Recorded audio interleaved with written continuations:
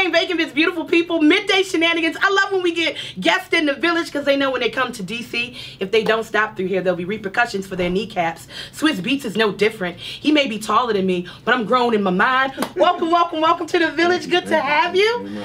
I feel awesome. You know how much he travels. He's a dad and a husband and a creator.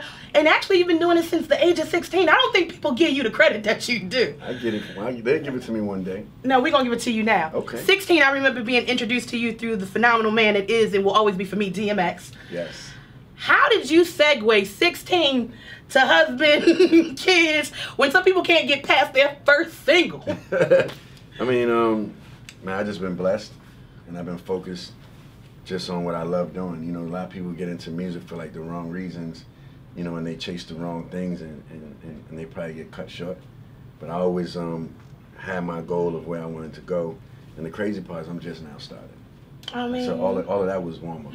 At this point in the game, I hear a lot of argument back and forth. And I'm going to ask you, as someone who has been in the booth with almost everybody, as an artist and as a producer, are you a role model or no? Some may say, but I would like to be. Right, you know, because I don't know what I can't force people to understand what I have going on or what I'm thinking, but I would like to be a role model, and I like to carry myself as a role model, you know, which is I do so the different things that I do and just diversifying my whole setup instead of just doing the same thing that's predictable, right? I'll let you tell it. He's being real modest. We're about to go down his list of things that I do. He acting like it's like, oh, I have tea and crumpets with the missus. I make sure the kitties are good. We have Poison dropping on November 2nd. Like, that in itself is monumental. One of 4 albums. So sometimes when you don't see people, because they over in Egypt doing family vacations and the blended family life, they still working. Absolutely. Everything ain't for the gram. So, but can we talk about the album? And then I have to talk about No Commission and the artwork. They're just things that you do that speak to my heart, because I feel like we are in a world where people celebrate materialistic and what my money look like and what I'm wearing, when in reality those things don't build legacies and they'll do nothing for you, your kids, or their friends or their legacy. So absolutely. Let's start with the album. You got Pistol on My Hip with Lil Wayne. Yes. What can we expect here? Sometimes we feel like, as they call us old folks, when we want to get back into the game, are we doing everything we're hearing now, or am I about to get that Swizz Beatz special delivery that only you can give? Because I'm excited. We're getting quality. Okay. Right? When my entry point back into music is I want to give people quality, and I just want to put certain things back in perspective that I felt were being looked over and left out. Like what? Like lyricism. You know, like actually understanding what everybody's saying and not taking away from the artist that's being creative in a way that that's different. But I just wanted an album that I didn't have to compromise, and I just wanted to actually start like from the bottom, which is the reason why it's called Poison, because in life we got to face our poisons in order to poise on and move forward. Like, we can't just act like it's not happening. It's like we got to deal with it and then move forward. And so that's what this album was about, and that's why I'm starting with this one, because this is like hard, straight to your face, uncut. I'm not looking for like the big single that's going to cross over and do all these things. It's just music. It's just a vibe, and I'm challenging every artist on the album. They either performing the best that you know them or better, right? So that's how they made the album. I didn't just accept anything because I just needed some features. It was like, no, I'm gonna take Young Thug and do this with him. I'm gonna take Lil Wayne and make him like this right here, and put Kendrick with the locks and do something different over there. Wait, did you say Kendrick with the locks? Yeah. I just wanted y'all. I know. I got the track listed. I wanted y'all.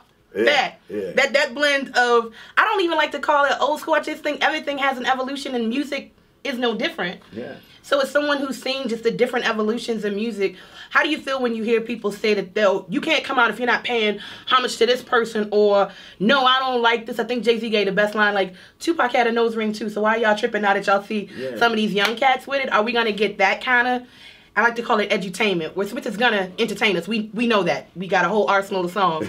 But it's the educational seeds that you plant that I'm looking for in this album. I'm gonna tell you that to your face. It's there. Okay. It's there. I'm excited about that. Now, on top of Poison coming on November 2nd, we already have the single. You have also managed to give a whole new look to a blended family and what that looks like. Yeah, Blended book is out today, actually. Can I do my job, though? Oh, I'm sorry. Oh, I didn't mean for y'all. I was speaking out loud. I'm sure he was. Speaking of you doing this album.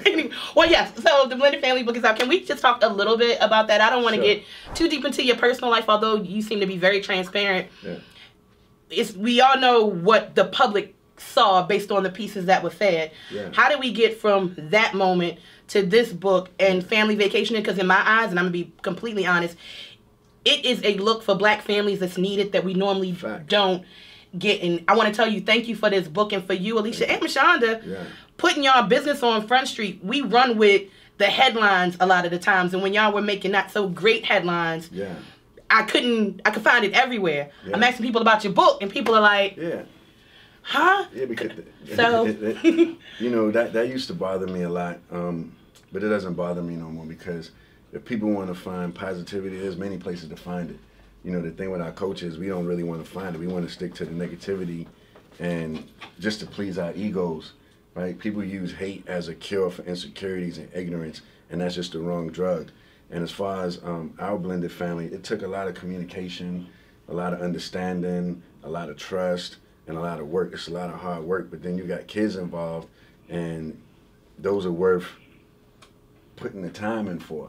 You know, especially as black men in America, like we always want to run away from situations and not see our kids because we're not getting along with the mother, but also not putting in that same amount of effort, you know, or being nice, or coming up with ways. We're just saying no, and I don't think that's a good excuse because the kid didn't ask to be here, or the children didn't ask to be here.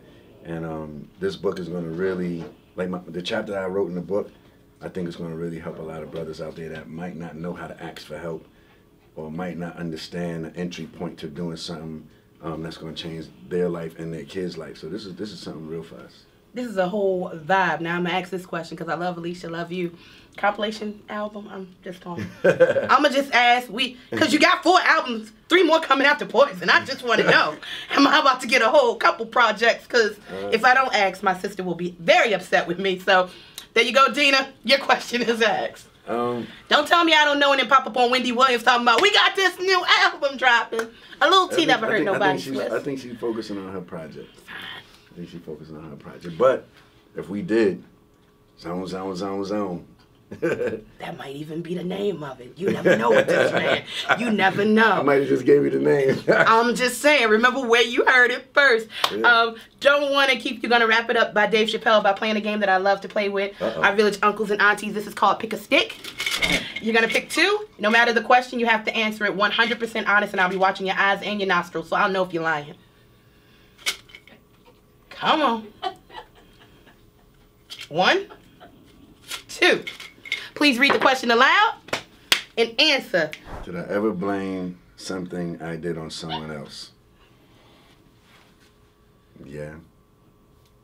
Come share. See, in this village, we believe that when other people share their stories and their situations, we may help someone, you know, coming up in their own way. It's the easy, you know, when you pass gas and I blame it on him.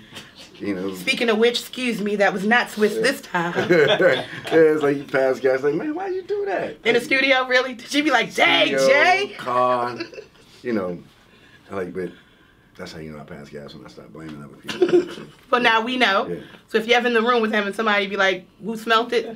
And he dealt it. Have I ever stole anything? Of course. Stole, this is when I was younger though, because I made a promise that once I got successful and God bless me, I wouldn't be a klepto anymore. But we learning some stuff today. No, seriously, like, you know, we said be transparent. I want you to.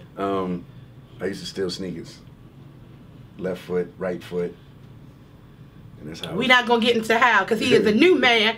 All I want you to do is cop this here Poison album on November 2nd. Now we design the sneakers.